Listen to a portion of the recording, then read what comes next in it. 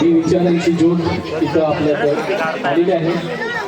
आज सकाळी आपल्या मावळ्याने रात्री 2-3च्या सुमारास ज्योत मांडीवर निघाली होती आणि ते अतिशय सुव्यवस्थित आणि चांगल्या प्रकारे इथपर्यंत पोहोचवली आहे। विचारांची ज्योत इथं स्थानापन्न होत आहे। महाराजांची प्रतिमा सुद्धा इथं स्थानापन्न होत आहे। आपल्या सर्वांचा सहकार्याचा आणि सहभागाचा एकात्मतेचा हा विचार इथं रुजू होताना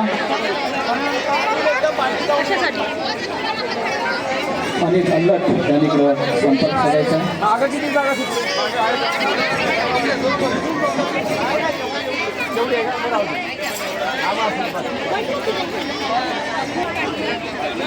Oh my God.